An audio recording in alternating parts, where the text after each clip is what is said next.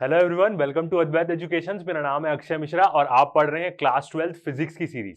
तो previous video में हमने कूलम्स लॉ के बारे में पढ़ा था कि कैसे हम किसी दो चार्जेस के बीच में फोर्स निकाल सकते हैं, और यदि मल्टीपल चार्जेस रहे, बहुत सारे चार्जेस रहे, तो सुपरपोजिशन थ्योरम यूज करके कैसे हम उन चार्जेस के बीच में फोर्सेस निकाल सकते हैं। तो ये सब चीजें हमने प्रीवियस वीडियो में पढ़ी। अब जो ये वाला वीडियो रहेगा, इसमें हम चार्ज डिस्ट्रीब्यूशन के बारे में पढ़ेंगे, linear, surface, volume, charge distribution के बारे में पढ़ेंगे। और आगे जाके इसी वीडियो में आगे के जो टॉपिक्स रहेंगे वो इलेक्ट्रिक फील्ड रहेगी, और कैसे हम किसी एक चार्ज की इलेक्ट्रिक फील्ड निकाले या बहुत सारे चार्जेस के एक के ऊपर इलेक्ट्रिक फील्ड निकाले, ये सब चीजों के ऊपर हम पढ़ेंगे। ठीक है, तो अभी तक जो भी आप लोग चैनल में नए हैं वो बिल्कुल चैनल को सब्सक्राइब करना ना भूलें। चैनल का नाम है अद्वैत एजुकेशन। लाइक करना ना भूलें और शेयर करना ना भूलें। ठीक है, तो चलिए शुरू करते हैं ये वाला लेक्चर। प्रीवियसली हमने क्या देख लिया था? कूलम्स लॉ देख ली थी, दो चार्जेस के बीच में फोर्सेस देख ली थी, और बहुत सारे चार्जेस के बीच में हम कैसे फोर्स कैलकुलेट करेंगे वो सब चीजों के बारे में पढ़ लिया था। हमने न्यूमेरिकल्स भी बनाए थे, तो जो लोग वो वीडियोस नहीं देखे वो जाके प्रीवियसली उन वीडियोस को देख सकते हैं। ठीक है, तो चलिए शुरू करेंगे। हम चार्ज डिस्ट्रीब्यूशन से शुरू करेंगे। हमारा ये आज के वीडियो का टॉपिक रहेगा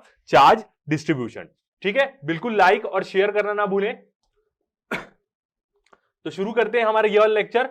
फर्स्ट टॉपिक हमारा रहेगा चार्ज डिस्ट्रीब्यूशन। तो हम देखेंगे कि क्या होता है चार्ज डिस्ट्रीब्यूशन और चार्ज डेंसिटी क्या होती है। ठीक है, शुरू करते हैं अपना ये वाला lecture. First point, a charge distribution is ultimately composed of individual charge particles. ठीक है, separated by regions containing no charge. मतलब यदि हम चार्ज डिस्ट्रीब्यूशन की बात करें ना, तो चार्ज डिस्ट्रीब्यूशन अल्टीमेटली मतलब किसका बना रहता है? वो कंपोज्ड ऑफ मतलब बना रहता है वो इंडिविजुअल चार्ज पार्टिकल्स। मतलब चार्ज डिस्ट्रीब्यूशन क्या होते हैं? इंडिविजुअल चार्ज पार्टिकल्स के बने रहते हैं, उनका एक पूरा ग्रुप। ठीक है, इसी को फिर हम अलग अलग कर देते हैं कि क्या कंटिन्यूअस है, क्या डिसकंटिन्यूअस है। तो ओरिजिनली चार्ज डिस्ट्रीब्यूशन क्या बना रहता है? छोटे छोटे चार्ज पार्टिकल्स का एक ग्रुप रहता है। ठीक है, ultimately composed of individual charge particles. एक एक चार्ज पार्टिकल्स मिलकर क्या बनाते हैं? चार्ज डिस्ट्रीब्यूशन बनाते हैं। सेपरेटेड बाय मतलब सेपरेटेड किससे रहते हैं? वो regions containing no charges. Separate रहते हैं वो ऐसे रीजन से जिस रीजन में चार्ज नहीं होता। ठीक है, तो एक रीजन है वो खाली है, एक रीजन में बहुत सारे इंडिविजुअल चार्जेस एक साथ है, तो मैं इस रीजन को क्या बोलूंगा? ये क्या है? चार्ज डिस्ट्रीब्यूशन रीजन है। अब ये कैसा भी हो सकता है, कंटिन्यूअस भी हो सकता है, डिसकंटिन्यूअस भी हो सकता है, तो वही चीज हम देखेंगे। ठीक है, तो चार्ज डिस्ट्रीब्यूशन समझ में आया क्या होता है? अल्टीमेटली किसका बना रहता है? वो इंडिविजुअल चार्ज पार्टिकल्स का ही बने रहता है, और वो सेपरेटेड रहते हैं ऐसे रीजन से जिसमें क्या है? चार्ज नहीं है। ठीक है, दूसरी टर्म आती है क्या? Charge density. ठीक है, तो चार्ज डिस्ट्रीब्यूशन को जनरली हम डिफाइन करते हैं चार्ज डेंसिटी की मदद से। ठीक है, तो इन इलेक्ट्रोमैग्नेटिज्म हम क्या पढ़ रहे हैं? पूरा 12th फिजिक्स इलेक्ट्रोमैग्नेटिज्म पे ही बेस्ड है, जिसमें हम अपने पहले चैप्टर पढ़ रहे हैं जो क्या है? इलेक्ट्रोस्टैटिक्स है, जो क्या है? इलेक्ट्रोमैग्नेटिज्म का ही एक पार्ट है। ठीक है, तो इन इलेक्ट्रोमैग्नेटिज्म मतलब ये ओवरऑल पूरे फिजिक्स की बात कर रहा है। Charge density is the amount of electric charge per unit length, surface area और वॉल्यूम। ठीक है, तो चार्ज डेंसिटी क्या होती है? अमाउंट होता है इलेक्ट्रिक चार्ज का। कितना अमाउंट है electric charge per unit length में? मतलब एक पर यूनिट लेंथ में मतलब 1 मीटर लेंथ में कितना चार्ज है। ठीक है, पर unit surface area 1 meter square area में कितना चार्ज है। और वॉल्यूम मतलब पर वॉल्यूम मतलब 1 मीटर क्यूब में कितना चार्ज है। तो ये क्या होता है? चार्ज डेंसिटी बताता है। सेम ऐसी क्या होता है? मास डेंसिटी होता है। मास डेंसिटी क्या बताता है? कि एक स्पेस में एक फिक्स्ड वॉल्यूम में कितना मास है, मतलब वो कितना घना है। घनत्वता, डेंसिटी का हिंदी मीनिंग तो यही होता है। तो चार्ज डेंसिटी का मतलब क्या होगा? कि कितनी चार्ज डेंसिटी है वहां पे एक पर्टिकुलर लेंथ में, पर यूनिट लेंथ में, पर यूनिट सरफेस एरिया में और वॉल्यूम में। तो इलेक्ट्रोमैग्नेटिज्म में चार्ज डेंसिटी क्या बताती है? Is the amount of electric charge. कितना इलेक्ट्रिक चार्ज है पर यूनिट लेंथ, सरफेस एरिया और वॉल्यूम में। इनको हम आगे जाके देखेंगे। पर यूनिट लेंथ को भी हम क्या करते हैं? Length charge density, surface area charge density और वॉल्यूम चार्ज डेंसिटी के बारे में हम निकालेंगे। इसको हम क्या करते हैं? लैम्डा से डिनोट करते हैं, इसको सिग्मा से डिनोट करते हैं, और वॉल्यूम वाले को क्या करते हैं? रो से डिनोट करते हैं। ठीक है, यही सब चीजों के बारे में हम इस लेक्चर में देखेंगे। तो आपको चार्ज डिस्ट्रीब्यूशन समझ में आया कि क्या होगा? वो कुछ चार्जेस का एक रीजन होगा जो सेपरेटेड रहेंगे ऐसे रीजन से जहां चार्जेस नहीं है। चार्ज डेंसिटी क्या होगी? कि कितना चार्ज है पर यूनिट लेंथ में, the amount of electric charge per unit length, surface area और वॉल्यूम, तीनों में हो सकता है। तभी length, linear charge density, surface density और वॉल्यूम चार्ज डेंसिटी तीन टर्म आती है, और यही तीनों टर्म को पढ़ते हैं। और मेन एम क्या होता है इसमें? फोर्स जानना, कि हम कैसे फोर्स निकालेंगे। मतलब एक लीनियर सरफेस है वो कैसे किसी एक पॉइंट चार्ज के ऊपर फोर्स एक्सपीरियंस करता है, उसकी इलेक्ट्रिक फील्ड क्या होती है, यही मेन मोटिव होता है यहां पे पढ़ना। ठीक है, नेक्स्ट पॉइंट देखते हैं। तो चार्ज डिस्ट्रीब्यूशन क्या होता है? दो प्रकार का होता है। कैसा? फर्स्ट होता है डिसकंटिन्यूअस चार्ज डिस्ट्रीब्यूशन और सेकंड होता है कंटिन्यूअस चार्ज डिस्ट्रीब्यूशन। हम पूरा कंटिन्यूअस चार्ज डिस्ट्रीब्यूशन के बारे में ही पढ़ेंगे। यदि डिसकंटिन्यूअस चार्ज डिस्ट्रीब्यूशन के बारे में बात करें तो क्या होगा, मान के चलिए ये एक बॉडी है, ठीक है, कैसी भी बॉडी है, और इस बॉडी में कुछ चार्जेस क्या है, एक साथ है। जैसे पॉजिटिव चार्जेस क्या है, यहां पे एक साथ है, ठीक है, यहां पे कुछ पॉजिटिव चार्जेस हैं, यहां पे कुछ पॉजिटिव चार्जेस है, मतलब यूनिफॉर्म नहीं है, नॉन यूनिफॉर्म चार्जेस हैं इस बॉडी के अंदर। बीच में एक पॉजिटिव चार्ज, यहां पे दो पॉजिटिव चार्ज, ऐसे मतलब क्या है, डिसकंटिन्यूअस है। मतलब हम इसको क्या बोल सकते हैं, नॉन यूनिफॉर्म बोल सकते हैं इसको, नॉन यूनिफॉर्म चार्ज डिस्ट्रीब्यूशन हम बोल सकते हैं डिसकंटिन्यूअस को। तो डिसकंटिन्यूअस हम नहीं पढ़ते क्योंकि हम इसको नहीं पढ़ते हैं। दूसरा हम मेन क्या पढ़ते हैं, कंटिन्यूअस चार्ज डिस्ट्रीब्यूशन के बारे में पढ़ते हैं, क्योंकि लेंथ और सरफेस एरिया और वॉल्यूम में हम क्या मानते हैं कि चार्जेस क्या है, कंटिन्यूअस है, उनके बीच में कुछ भी डिसकंटिन्यूटी नहीं है, ठीक है। ऐसी बॉडी के बारे में हम नहीं पढ़ते, हम क्या पढ़ते हैं, कंटिन्यूअस चार्ज डिस्ट्रीब्यूशन के बारे में पढ़ते हैं। अब यदि नॉन यूनिफॉर्म की बात करूं तो नॉन यूनिफॉर्म का मतलब क्या होता है कि स्पेस में उसकी वैल्यू चेंज होगी। मतलब इस पर्टिकुलर पॉइंट में चार्ज की वैल्यू अलग होगी, इस पर्टिकुलर पॉइंट में क्या होती है, अलग होगी। यहां ज्यादा चार्ज होंगे, यहां कम होंगे, अगले में क्या हो सकता है, ज्यादा भी हो सकते हैं, कम भी हो सकते हैं। तो ऐसी चीजों को हम क्या बोलते हैं, जो स्पेस में वेरी करती है, डिस्टेंस में वेरी कर रही है। अभी 2 है उसकी वैल्यू, आगे जाके 3 हो गई, फिर उसके बाद 5 हो गई। तो ऐसे नॉन यूनिफॉर्म चीजें होती है। यूनिफॉर्म चीजें क्या होती है, जिसकी वैल्यू स्पेस में सेम रहे। दूसरी क्या होती है, स्टडी और अनस्टडी। स्टडी मतलब क्या होता है, एक सेक्शन में, एक पर्टिकुलर पॉइंट में उसकी वैल्यू टाइम के साथ चेंज नहीं हो रही, इसको हम स्टडी बोलते हैं। अनस्टडी का मतलब क्या होता है, एक पर्टिकुलर पॉइंट में, मतलब हम एक जगह में रुक के देख रहे हैं, वहां से यदि मान के चलो कोई चीज फ्लो कर रही है तो उसकी वैल्यू क्या हो रही है, टाइम के साथ चेंज हो जा रही है। अभी 10 की स्पीड से बह रही है, फिर 20 हो गया, 30 हो गया, ऐसा। तो ये क्या है, नॉन यूनिफॉर्म। मतलब स्पेस में इसकी वैल्यू, नॉर्मल स्पेस जो रहता है हमारा, लेंथ, ठीक है, डिस्टेंस में उसकी वैल्यू क्या करती है, वेरी करती है। तो ऐसी चीजों को हम क्या बोलते हैं, नॉन यूनिफॉर्म। मतलब इसमें क्या है, चार्ज नॉन यूनिफॉर्म है, किसमें, डिसकंटिन्यूअस चार्ज डिस्ट्रीब्यूशन में। हमारा पूरा फोकस किसमें रहेगा, कंटिन्यूअस चार्ज डिस्ट्रीब्यूशन में, ठीक है। आगे बढ़ते हैं, शुरू करते हैं कंटिन्यूअस चार्ज डिस्ट्रीब्यूशन। पहले थ्योरेटिकल हिस्सा जानना हमारे लिए क्या रहता है, जरूरी रहता है, क्योंकि जब आपसे एग्जाम में पूछेगा वो, तो आपको समझ में आया है, मेन क्या रहेगा कि आपको जो समझ में आया है उसी को आपको इंग्लिश में लिखना है, यही मेन ट्रिक रहेगी। मगर आपको जितना अच्छे से समझ में आएगा और थ्योरी भी आप देखे रहेंगे तो आप क्या कर पाएंगे, और अच्छे से उसको लिख पाएंगे, ठीक है। तो अब देखेंगे हम इलेक्ट्रोस्टैटिक फोर्स, कि कैसे इलेक्ट्रोस्टैटिक फोर्स लगती है due to continuous charge distribution. मतलब एक कंटिन्यूअस चार्ज डिस्ट्रीब्यूशन किसी पॉइंट चार्ज के ऊपर या कोई भी चार्जेस के ऊपर कैसी फोर्स लगाता है, उस चीज के बारे में हम देखेंगे, ठीक है। तो हम सबसे पहले देखते हैं कंटिन्यूअस चार्ज डिस्ट्रीब्यूशन क्या होता है। द रीजन, एक ऐसा region in which charges are closely spaced is said to have continuous charge distribution, continuous distribution of charges. मतलब एक ऐसा रीजन जहां पे चार्ज क्या है, एकदम क्लोजली स्पेस्ड है। हम बोलेंगे कि उनके बीच में कोई भी गैप नहीं है, सब क्या है, एक दूसरे के साथ है, एकदम क्लोजली स्पेस्ड है, मतलब कंटिन्यूअस है एकदम चीजें, डिसकंटिन्यूटी नहीं है, बीच में रुकावट नहीं है, सब एक साथ क्लोजली एक रीजन में एक साथ है, ठीक है। The region in which charges are closely spaced, एक साथ है, is said to have a continuous charge distribution. मतलब एक बॉडी लेता हूं, उस बॉडी में पूरा चार्ज भरा हुआ है, ठीक है, और कहीं भी उसके बीच में गैप नहीं है। जैसे डिसकंटिन्यूअस में था, बीच बीच में गैप थे, वैसा नहीं होगा, तो उसको हम क्या बोलेंगे, कंटिन्यूअस चार्ज डिस्ट्रीब्यूशन बोलेंगे, ठीक है। अब जो कंटिन्यूअस चार्ज डिस्ट्रीब्यूशन होते हैं ना, वो भी क्या होते हैं, 3 प्रकार के होते हैं। वही जो हमने देखा, जैसे चार्ज डेंसिटी 3 प्रकार की होती है वैसी, और चार्ज डिस्ट्रीब्यूशन को ही हम डिफाइन कैसे करते हैं, चार्ज डेंसिटी से डिफाइन करते हैं, ठीक है। क्योंकि कितना घना है वो, कितने क्लोजली स्पेस्ड है, वो वाला टर्म क्या बताता है, डेंसिटी बताती है, ठीक है। तो फर्स्ट क्या होता है हमारा, लीनियर चार्ज डिस्ट्रीब्यूशन, जिसको हम क्या बोलते हैं, 1 डायमेंशनल होता है वो। मतलब एक ही डायमेंशन होगा, एक लाइन जो रहती है, या हम किसी एक लेंथ की बात करें तो वो क्या रहती है, एक 1 डायमेंशनल क्वांटिटी है लेंथ, मतलब वो या तो सिर्फ एक्स में होगी या तो सिर्फ वाई में होगी, ठीक है। सेकंड होता है सरफेस चार्ज डिस्ट्रीब्यूशन। अब सरफेस क्या होता है, एक सरफेस 2 डायमेंशनल चीज होती है, एक्स और वाई, तो सरफेस चार्ज डिस्ट्रीब्यूशन को हम क्या बोलते हैं, 2 डायमेंशनल। फिर थर्ड आता है हमारा volume charge distribution. Volume charge distribution क्या होगा, वॉल्यूम क्या होता है, एक 3 डायमेंशनल चीज है, लेंथ, ब्रेड्थ और हाइट, तो ये क्या होता है, 3 डायमेंशनल चीज होती है। तो इन्हीं तीनों चीजों के बारे में हम क्या करेंगे, देखेंगे, ठीक है। तो फर्स्ट हम देखते हैं हमारा लीनियर चार्ज डिस्ट्रीब्यूशन। ये सब चार्ज डिस्ट्रीब्यूशन को हम कैसे डिफाइन करेंगे, इनकी डेंसिटी से। Linear charge density, surface charge density, volume charge density. तो चार्ज डिस्ट्रीब्यूशन को डिफाइन करने के लिए हम चार्ज डेंसिटी की मदद लेते हैं। इसलिए मैंने स्टार्टिंग में आपको बताया कि चार्ज डिस्ट्रीब्यूशन क्या होता है और चार्ज डेंसिटी क्या होती है। ठीक है, आगे बढ़ते हैं, लीनियर चार्ज डिस्ट्रीब्यूशन देखते हैं क्या होता है।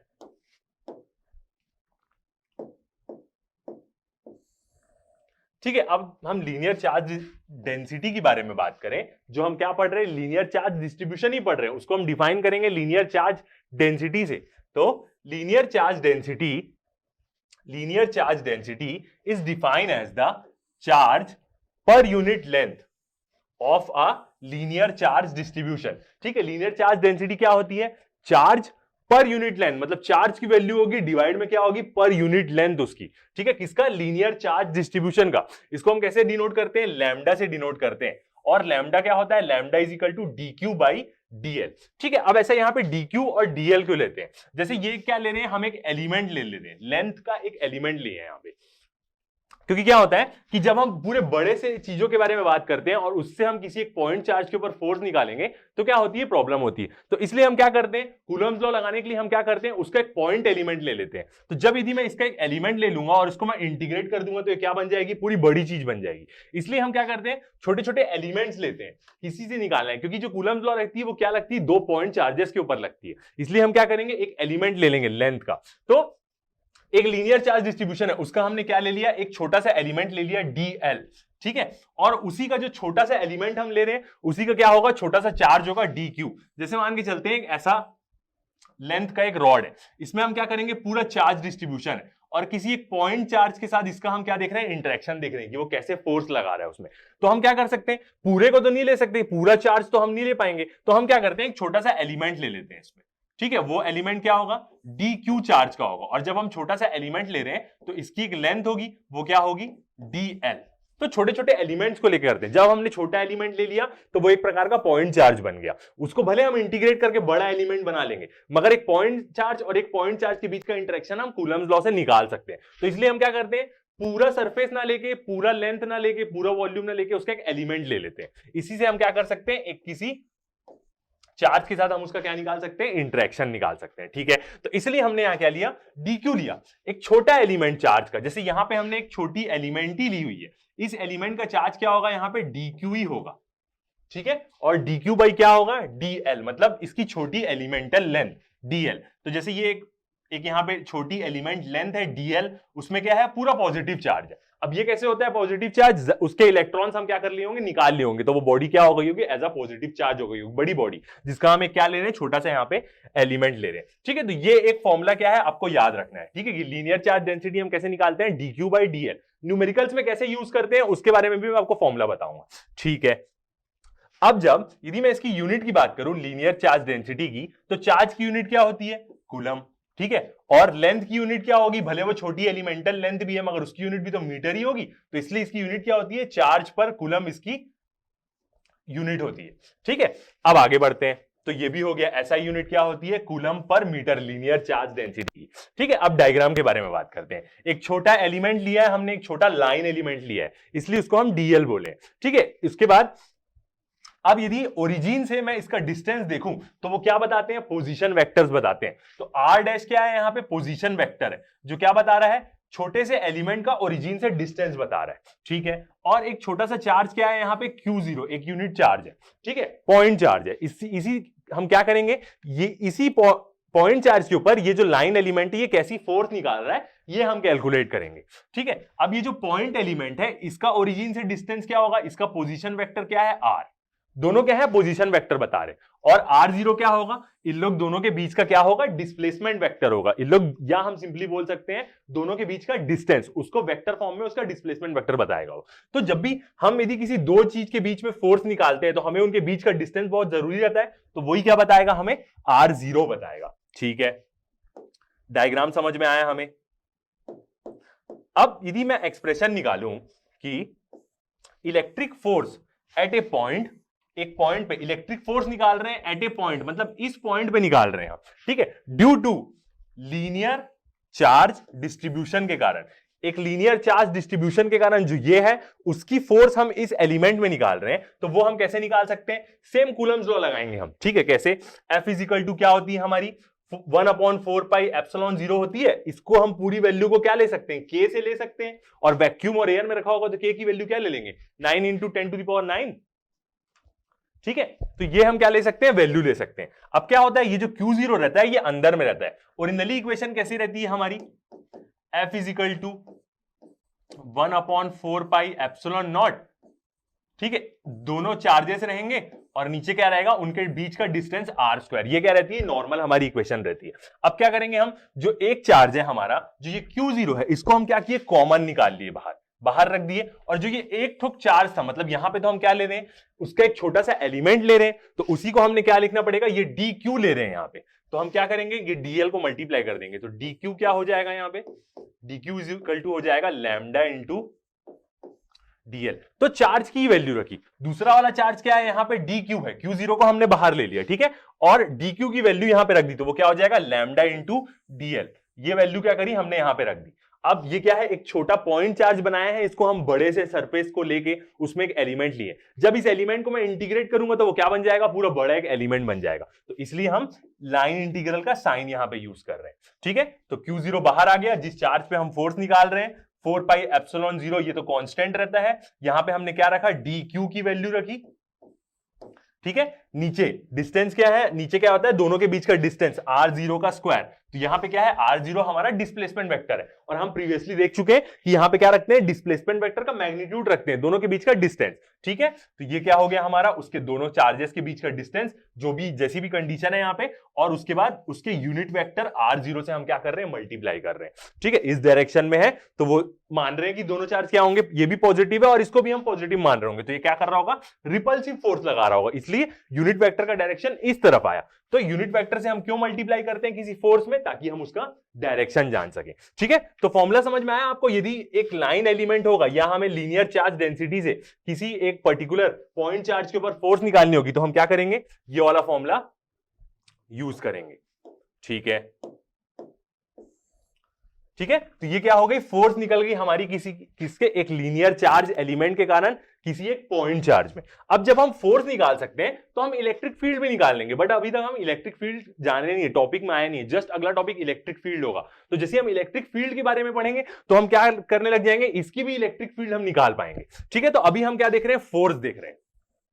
तो फोर्स का एक्सप्रेशन आया Q0/4 pi epsilon not line integral lambda DL. Lambda DL क्या है? dq की वैल्यू रखी गई है यहां पे, क्योंकि यहां पे इक्वेशन में चार्ज होता है, नीचे उनके बीच का डिस्टेंस का स्क्वायर, और यूनिट वेक्टर से मल्टीप्लाई कर दिए ताकि फोर्स का हमें डायरेक्शन मिले, ठीक है। तो ये क्या हुआ? लीनियर चार्ज डेंसिटी के बारे में हुआ। लीनियर चार्ज डिस्ट्रीब्यूशन को हम डिफाइन करने के लिए क्या कर रहे हैं? लीनियर चार्ज डेंसिटी यूज कर रहे हैं, ठीक है। अब यदि थोड़ा डायग्राम के बारे में और थ्योरी देखें तो क्या है? वेयर r0 क्या है?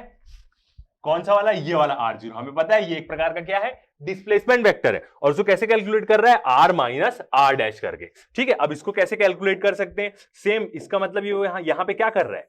डिस्प्लेसमेंट वेक्टर की वैल्यू पोजीशन वेक्टर के टर्म्स में लिख रहा है। तो vector law of triangle addition लगाएंगे हम, तो उसमें कैसा होता है? दो कंटीन्यूअस साइड को एक साथ लेते हैं, तो जो अगली साइड रहती है वो क्या बताता है? रिजल्टेंट बताता है। मतलब यदि मैं r डैश प्लस r0 लिखूं तो कितना आ जाएगा? ये कंटीन्यूअस साइड और ये कंटीन्यूअस साइड, अगली जो अपोजिट साइड है वो क्या बताएगी? उसका रिजल्टेंट बताएगी r, ठीक है। अब यहां से किसकी वैल्यू निकाला? वो r0 की वैल्यू निकाला। तो r0 इक्वल टू क्या होगा? ये r डैश को इधर दे दूंगा तो r माइनस r डैश हो जाएगा। सेम वही वह एक्सप्रेशन लिखा है यहां, r0 equal to r minus r dash. मतलब ये क्या कर रहा है? डिस्प्लेसमेंट वेक्टर की वैल्यू पोजीशन वेक्टर्स के टर्म में लिख रहा है। तो where r0 is equal to r minus r dash, comma r dash is the position vector of length element. r dash क्या है? ये हमारा r डैश क्या है? जो मैंने आपको बताया है, पोजीशन वेक्टर है किसकी? जो लेंथ एलिमेंट हम लिए हैं उसकी, length element dl with respect to origin. तो ये तो हमें पता है कि जो ब्लू वाले हम शो करते हैं अपने डायग्राम में, सेम चीजें,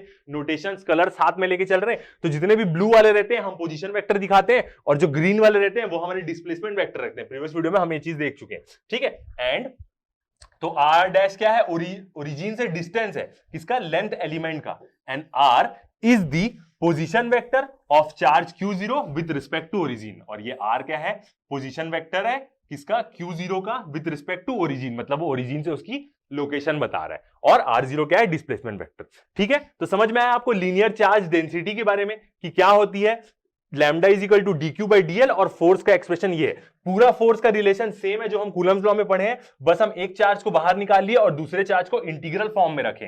ये दूसरे चार्ज का क्या है, इंटीग्रल फॉर्म है पूरा, मतलब जो चीज हम पढ़ते आए हैं वही चीज चल रही है, बस यहां पे क्या है, ये वैल्यू एक्स्ट्रा आई है, जो वैल्यू किसकी है, dq की वैल्यू है, और उस dq को हम पूरा बनाने के लिए, अभी तो छोटा एलिमेंट है, इंटीग्रेट कर देते हैं किसी छोटे एलिमेंट से, तो वो क्या बन जाता है, पूरा एक एरिया मतलब पूरा एलिमेंट बन जाएगा वो। ठीक है, तो ये हुआ क्या, फोर्स निकालने का, और कैसे लीनियर चार्ज डिस्ट्रीब्यूशन या लीनियर चार्ज डेंसिटी को हम डिफाइन करते हैं। ठीक है, अब यदि हम एग्जाम्पल देखें कि इसका एग्जाम्पल क्या हो सकता है, किसका, लीनियर चार्ज डेंसिटी का, तो ये कैसे होता है, हमें क्या ले सकते हैं, एक मेटल वायर ले सकते हैं, एक मेटल वायर ले लिया हमने। ठीक है, और ये क्या रहेगा, मान के चलते हैं ये पूरा जो मेटल वायर है ये क्या है, पूरा पॉजिटिवली चार्ज है, या एक कंडक्टर एक प्रकार का बोल सकते हैं, वायर नॉर्मल। ठीक है, जिसमें क्या होगी, इसकी लेंथ होगी L, और इसका पूरे का चार्ज होगा Q। तो जब भी हम इसको सॉल्व करेंगे क्या करेंगे, इसका एक एलिमेंट ले लेंगे फोर्स निकालने के लिए, एक छोटा सा एलिमेंट dq ले लेंगे, और उस छोटे से एलिमेंट की लेंथ क्या होगी, dl होगी। सेम हमने वही चीज क्या करी है, डायग्राम में करी है। ठीक है, अब जब न्यूमेरिकल्स आएंगे तो न्यूमेरिकल्स में आप कैसे सॉल्व करेंगे। ठीक है, तो ये एक एग्जांपल हुआ। दूसरा एग्जांपल और क्या हो सकता है, लीनियर चार्ज डिस्ट्रीब्यूशन या लीनियर चार्ज डेंसिटी का, वो हो सकता है एक रिंग। यदि हम एक मेटल रिंग ले लें, रिंग क्या होती है, होलो होती है, बस इसके चारों तरफ ही क्या होता है, सरकमफरेंस होता है, और ये रिंग के पूरे सरकमफरेंस में क्या है, चार्ज है। तो इसका हम एग्जांपल क्या बोलेंगे, ये क्या है, लीनियर चार्ज डिस्ट्रीब्यूशन है कि सरफेस है कि वॉल्यूम है, ऐसा क्वेश्चन भी पूछता है 4 मार्क्स में। तो एक रिंग क्या बताती है, लीनियर चार्ज डिस्ट्रीब्यूशन बताती है। ठीक है, अब हम न्यूमेरिकल्स में जब आएगा तो कैसे सॉल्व करेंगे, तो हमारी इक्वेशन क्या थी, lambda is equal to dq by dl, ऐसे हम डिनोट कर रहे हैं लीनियर चार्ज डेंसिटी को। ठीक है, अब क्या करते हैं, dl को इधर दे देते हैं और dq क्या रहेगा, अपनी जगह में रहेगा। तो मैं कैसे लिख सकता हूं, dq is equal to lambda dl। ठीक है, अब इसको हम क्या करते हैं, इंटीग्रेट कर देते हैं। यदि मैं ऐसे साइड में dq dl रहता है तो इसको मैं क्या कर सकता हूं, इंटीग्रेट कर सकता हूं। लिमिट्स कुछ भी रहेंगी, जैसा वो एलिमेंट रहेगा वैसी उसकी लिमिट्स रहेंगी। तो जब मैं इसको इंटीग्रेट कर दूंगा तो मेरे पास वैल्यू क्या आएगी, dq का इंटीग्रेशन क्या हो जाएगा, सिर्फ q आ जाएगा इक्वल टू लैम्डा, और dl, लैम्डा क्या होगा, बाहर आ जाएगा क्योंकि वो कांस्टेंट है, और इंटीग्रेशन किसका होगा, dl का। तो यहां पे क्या आ जाएगा, सिर्फ l आ जाएगा। कैसा भी l लिखिए, कैपिटल L लिखिए, स्मॉल l लिखिए, नोटेशन पे डिनोट करता है। तो यहां से क्या निकाल सकते हैं हम, लैम्डा इज इक्वल टू क्या हो जाएगा, q अपॉन l आ जाएगा। तो ये क्या है, लीनियर चार्ज डेंसिटी का एक और फॉर्मूला है जो जनरली कहां यूज होगा, न्यूमेरिकल्स बनाने में ये चीज यूज होगी। आपको पूरा चार्ज दिया रहेगा और उसकी लेंथ दी रहेगी, आपको निकालनी है लीनियर चार्ज डेंसिटी। तो आप ये फॉर्मूला यूज करके lambda is equal to q by l से आप निकाल सकते हैं। ये चीज हम किस में देखेंगे, अपने उसमें भी देखेंगे जब हम न्यूमेरिकल्स बनाएंगे। ठीक है, तो हमें लीनियर चार्ज डेंसिटी और लीनियर चार्ज डिस्ट्रीब्यूशन के बारे में पूरा समझ में आया। ठीक है, आगे बढ़ते हैं, सरफेस चार्ज डेंसिटी के बारे में देखते हैं। सारी चीजें सेम रहेगी, बस क्या, जो वहां पे हम लेंथ ले रहे थे यहां पे हम एक सरफेस लेंगे, जो लेंथ का एलिमेंट ले रहे थे यहां पे एक सरफेस का एलिमेंट लेंगे। ठीक है, देखते हैं surface charge density. Surface charge density is defined as the charge per unit surface area. वहां पे क्या था, पर यूनिट लेंथ था, यहां पे क्या हो जाएगा, पर unit surface area of surface charge distribution. ठीक है, पर यूनिट सरफेस एरिया के बारे में बात कर रहे हैं। सेम जैसे मैं एक सरफेस का एक पॉइंट चार्ज के ऊपर क्या निकालू, फोर्स निकालू, तो मेरे को मुश्किल होगा क्योंकि वो एक पूरा बड़ा सरफेस तो फॉलो नहीं करता, कूलम्स लॉ तो पॉइंट चार्जेस के लिए रहती है। तो इसलिए मैं क्या करूंगा, एक पॉइंट एलिमेंट ले लूंगा, इसका ds। ठीक है, ये ds को मैं इंटीग्रेट करके बाद में बड़ा एलिमेंट बना सकता हूं, बट इस ds और इस q0 का मैं इंटरेक्शन से इन दोनों के बीच की फोर्स निकाल सकता हूं, और जब मैं इसको इंटीग्रेट कर दूंगा तो खुद बड़ा एलिमेंट बन ही जाएगा। तो सेम चीज यहां पे भी अप्लाई होगी। तो सरफेस चार्ज डेंसिटी क्या होती है, charge per unit surface area बोलते हैं उसको। ठीक है, of surface charge density, charge per unit surface area. और डिनोट कैसे करते हैं इसको, सिग्मा से डिनोट करते हैं। ठीक है, तो जब हम छोटा एलिमेंट लेके एनालिसिस कर रहे हैं तो छोटा एलिमेंट का छोटा चार्ज होगा dq, और जो छोटा सरफेस एलिमेंट है वो क्या है हमारा ds। तो सिग्मा इक्वल टू क्या हो जाएगा, dq बाई ds। ठीक है, डायग्राम की बात करें तो ये पूरा सरफेस एलिमेंट है s, जिसमें क्या है, पूरा चार्ज है। इसकी हम देख रहे हैं कि ये कितना फोर्स लगा रहा है Q0 पे, ये हम देख रहे हैं यहाँ पे। तो हम क्या करेंगे, इसका एक छोटा एलिमेंट मान लिए ds, और इस एलिमेंट जो छोटा एलिमेंट है ds, उसका ओरिजिन से डिस्टेंस क्या है r डैश, मतलब ये क्या बता रहा है, उसका पोजीशन वेक्टर बता रहा है ओरिजिन से। ठीक है, जो पॉइंट चार्ज है Q0, इसका ओरिजिन से डिस्टेंस क्या है r, मतलब ये क्या है, मैंने बोल्ड में लिखा है, यहाँ पे नॉर्मल लिखूंगा तो इसका मतलब क्या होता है, वो नॉर्मल चीज है। यदि कोई चीज हम बोल्ड में देखते हैं बुक्स में तो इसका मतलब वो वेक्टर शो करती है, या तो हम ऐसे भी वेक्टर शो कर सकते हैं उसके ऊपर एरो लगा के, मगर बुक्स वाले क्या करते हैं, जनरली उसको बोल्ड लिखते हैं। तो कहीं भी कोई चीज आपको बोल्ड दिखी तो समझ जाइएगा वो वेक्टर शो कर रही है, वेक्टर क्वांटिटी दिखा रही है। और यहाँ पे r0 क्या है, हमारा डिस्प्लेसमेंट वेक्टर दोनों के बीच का। जब हम फॉर्मूले में रखेंगे डिवाइड बाई आर स्क्वायर में, तो r0 की क्या रखेंगे, हम मैग्नीट्यूड रखेंगे। ठीक है, तो एक छोटे एलिमेंट लिए हैं, एक बड़ा सरफेस, किसी एक पॉइंट चार्ज क्यू पे कैसी फोर्स निकाल रहा है वो हम निकालेंगे। ठीक है, अब जब चार्ज एलिमेंट है dq, तो इसकी यूनिट क्या होगी, कूलम्स, और ds एक सरफेस एरिया का छोटा सा एलिमेंट है, तो एरिया की यूनिट क्या होती है, मीटर स्क्वायर होती है, तो इसलिए ऐसा यूनिट क्या होती है, coulombs, coulomb per metre square, किसकी, सरफेस चार्ज डेंसिटी की। ठीक है, अब हम क्या कर सकते हैं, इलेक्ट्रिक फोर्स भी निकाल सकते हैं कि वो कितनी फोर्स डालेगा चार्ज एलिमेंट Q0 पे। तो electric force at a point due to, ये पॉइंट कौन सा है, यही Q0 पे, due to surface charge distribution is given by, surface charge distribution के कारण किसी एक पॉइंट पे जो फोर्स लग रही है वो कैसे दी जाएगी, सेम फॉर्मूला कूलम्स लॉ का, F is equal to 1/4 pi epsilon 0, ये तो कांस्टेंट रहता ही है, अंदर में क्या रहेंगे, दो ठोक चार्ज रहेंगे, तो एक चार्ज को हमने बाहर निकाल लिया Q0 को, और दूसरे चार्ज को हमने क्या लिया, यहां से सिग्मा, तो यहां से dq की वैल्यू में निकालूंगा तो क्या होगा, dq इक्वल टू ये इंटू हो जाएगा सिग्मा इंटू ds, तो यही dq की वैल्यू क्या कर रहे हैं हम यहां पे पुट कर दिए, और उसको जब हम इंटीग्रेट करेंगे तो वो बड़ा वाला सरफेस s बन जाएगा। ठीक है, डिवाइड बाय, तो ये हो गया हमारा क्या, इतनी हमारी हुई dq की वैल्यू। ठीक है, और जब हम उसको इंटीग्रेट कर देने तो वो क्या बन जा रहा है, पूरा बड़ा सरफेस बन जा रहा है। ठीक है, उसके बाद दोनों के बीच का डिस्टेंस r0 का स्क्वायर, ठीक है, डिस्प्लेसमेंट वेक्टर का मैग्नीट्यूड लिए हम यहाँ पे, इसलिए इसको बोल्ड नहीं लिखा गया यहाँ पे, उसका स्क्वायर, और इस फोर्स का डायरेक्शन जानने के लिए इसके यूनिट वेक्टर से हम मल्टीप्लाई कर दे रहे हैं, क्या, r कैप 0 से। ठीक है, यूनिट वेक्टर r0 से, जिसको हम क्या बोलते हैं, कैप बोलते हैं, तो वो क्या बता देगा, फोर्स का डायरेक्शन बता देगा। ठीक है, सेम लीनियर चार्ज डेंसिटी जैसा ही था, बस इसमें क्या है, हल्का सा एक्सप्रेशन अलग है, और निकाल हम पूरा वैसे ही रहे, फोर्स का भी फॉर्मूला यही है, बस कंडीशन चेंज हो रही। तो याद रखेंगे आप, सिग्मा क्या होता है, dq बाई ds। ठीक है, आगे बढ़ते हैं। अब सेम यदि हम डायग्राम के बारे में बात करें तो सेम जैसे हमने previously vector law, triangle law लगा के वेक्टर एडिशन से हमने डिस्प्लेसमेंट वेक्टर को पोजीशन वेक्टर के टर्म्स में लिखा था, r dash plus r0, r dash plus r0 equal to क्या होगा, r, तो यदि मैं r0 की वैल्यू निकालना चाहता हूं तो r माइनस r डैश हो जाएगा, सेम वही चीज, वेयर r0 इक्वल टू क्या होगा, r माइनस r डैश, जैसे हमने लीनियर चार्ज डेंसिटी में देखा। यहां पे r डैश क्या है हमारा, r dash is the position vector किसकी, सरफेस एलिमेंट की, कहां से, ओरिजिन से। ठीक है, तो r डैश क्या बता रहा है हमारा, पोजीशन वेक्टर बता रहा है एलिमेंट ds की with respect to origin, and r क्या है हमारा, पोजीशन वेक्टर होगा पॉइंट चार्ज का, r is the position vector of charge Q0 with respect to origin. ठीक है, तो एक कौन सा इंपॉर्टेंट चीज याद रखने की रही, ये वाला formula sigma equal to dq by ds, force निकालने का फॉर्मूला Q0 बाई, या बस यहाँ पे क्या रहेगा, सारी चीजें सेम रहेगी, बस यहाँ पे सरफेस इंटीग्रल रहेगा किसका, सिग्मा ds का, सिग्मा और ds dq की वैल्यू को शो कर रहा है। ठीक है, अब यदि हम सरफेस चार्ज डेंसिटी का एग्जांपल देखें, तो एग्जांपल क्या होगा सरफेस चार्ज डेंसिटी का, यदि मैं एक क्या ले रहा हूं, मेटल स्फीयर ले रहा हूं,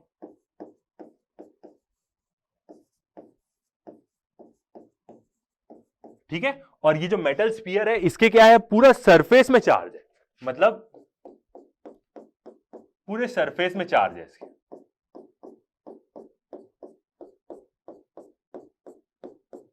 अब कोई बोलेगा सर ये तो लीनियर चार्ज डेंसिटी की रिंग जैसा ही दिख रहा है, तो नहीं, ये वैसा नहीं है। अब इसमें क्या है, एक इसका पूरा सरफेस है यहां पे, ठीक है, इसका क्या है, पूरा सरफेस है ये, और ये जो पूरा सरफेस है ना, इस सरफेस में भी चार्ज होगा, ये पूरा क्या है, एक प्रकार का सॉलिड है, और जो इसका सरफेस है, इस सरफेस में भी क्या होगा, चार्ज होगा, इसके पूरे सरफेस में यहां पे क्या रहेगा, चार्ज रहेगा। अंदर हम चार्ज लिख के इसलिए नहीं दिखा रहे हैं क्योंकि यदि हम अंदर चार्ज लिख दिए तो उसका मतलब क्या हो जाएगा कि उसके वॉल्यूम में चार्ज है, उसका मतलब ये हो जाएगा।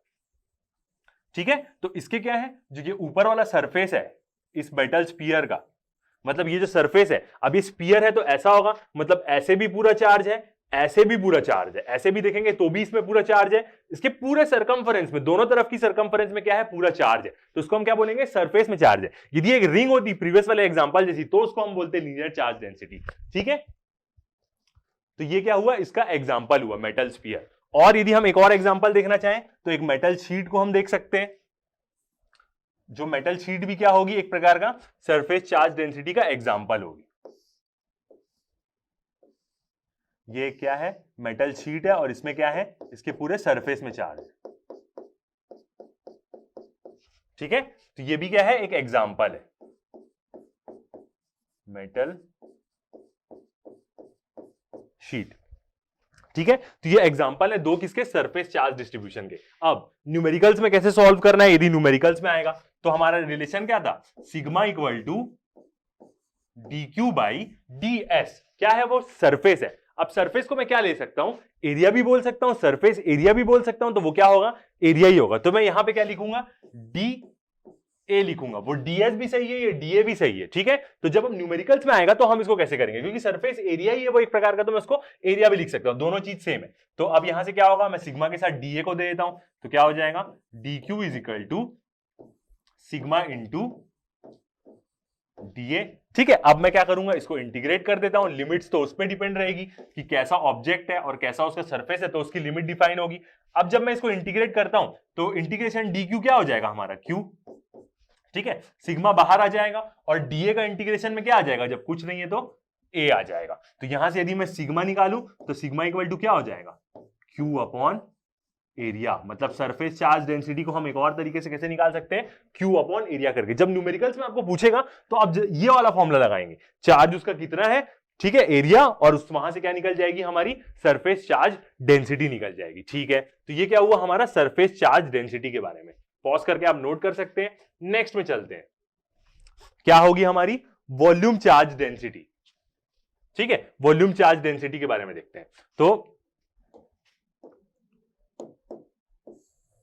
अब वॉल्यूम चार्ज डेंसिटी क्या होती है हमारी, कंटिन्यूअस चार्ज डिस्ट्रीब्यूशन की volume charge density is defined as charge per unit volume. जैसे वो लेंथ था पर यूनिट सरफेस था, अब वॉल्यूम चार्ज डेंसिटी क्या हो जाएगी, पर यूनिट वॉल्यूम होगी। चार्ज कितना है पर यूनिट वॉल्यूम में, 1 सेंटीमीटर क्यूब के अंदर कितना वॉल्यूम है, तो वो क्या बताएगी, यूनिट वॉल्यूम चार्ज डेंसिटी बताएगी ऑफ वॉल्यूम चार्ज डिस्ट्रीब्यूशन। ठीक है, कंटिन्यूअस है थोड़ा सा वहां पे। इसको हम कैसे डिनोट करते हैं, रो से। वॉल्यूम चार्ज डेंसिटी को हम कैसे डिनोट करते हैं, रो से, जो क्या होगा dq, सेम सब में ऊपर dq रहता है, बस नीचे क्या आ जाएगा dv, छोटा सा वॉल्यूम।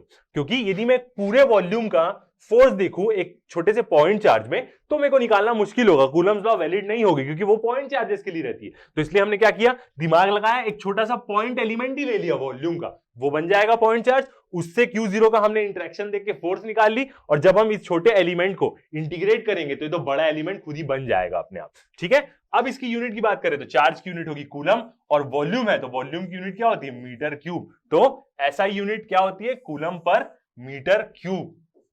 किसकी, वॉल्यूम चार्ज डेंसिटी की। यूनिट जानना जरूरी है, क्योंकि जब आप एग्जाम में क्वेश्चन बनाएंगे और आपने आंसर निकाल लिया मगर यूनिट नहीं लिखी आंसर की तो आपके नंबर कट जाएंगे। ठीक है, अब हम क्या कर सकते हैं, इलेक्ट्रिक फोर्स निकाल सकते हैं। Electric force at a point, point मतलब एक पॉइंट चार्ज Q0 पे हम फोर्स निकाल रहे हैं, due to volume charge distribution is given by, volume charge distribution के कारण, तो कैसे होगा वो F। ठीक है, 1/4 पाई एप्सिलॉन 0 कांस्टेंट रहता ही है, जो नॉर्मल कूलम्स लॉ में रहता है। दो चार्जेस रहते हैं फिर इधर तरफ में, दो चार्जेस, तो एक चार्ज हमने बाहर निकाल लिया Q0 को।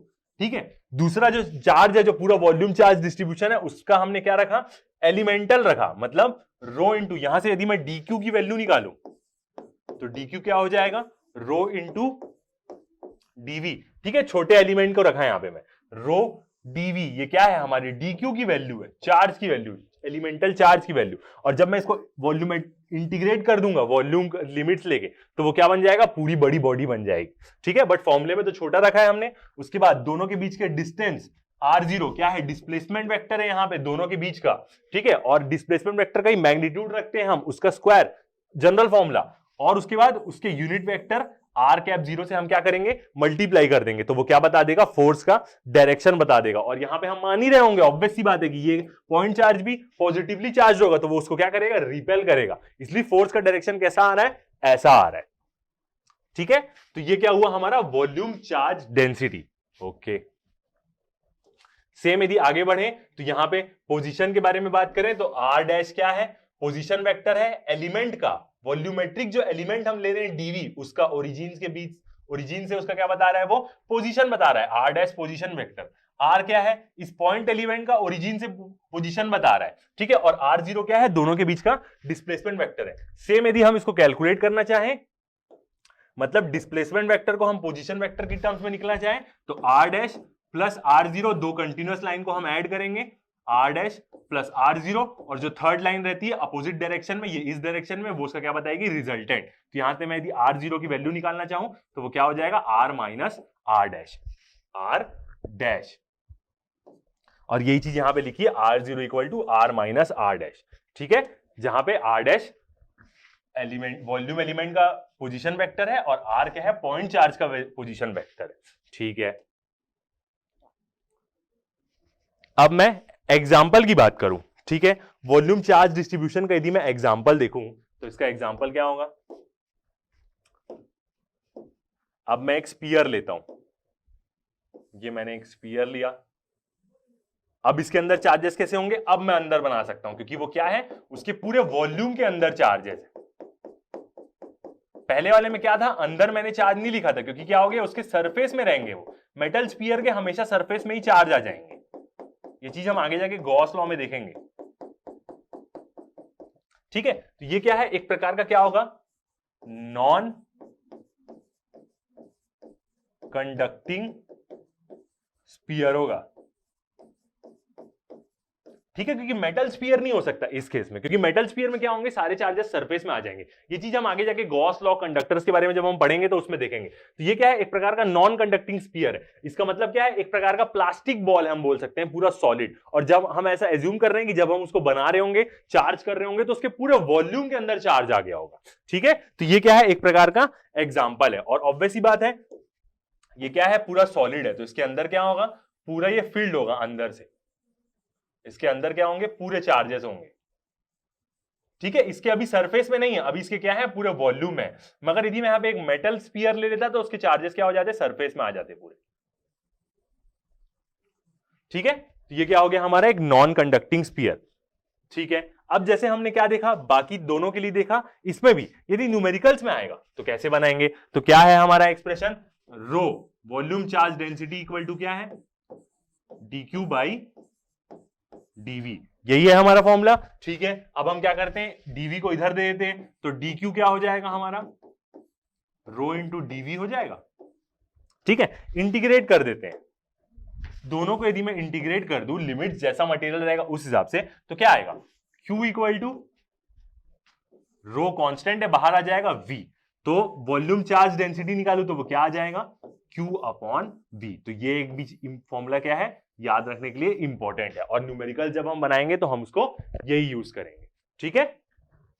तो इस लेक्चर में इतना ही, नेक्स्ट जो लेक्चर जो इसके साथ ही आएगा आपके पास, उसमें हम क्या करेंगे, इसी से रिलेटेड हम न्यूमेरिकल्स बनाएंगे। तो अभी तक के लिए इतना ही, बिल्कुल लाइक करना ना भूलें, थैंक यू।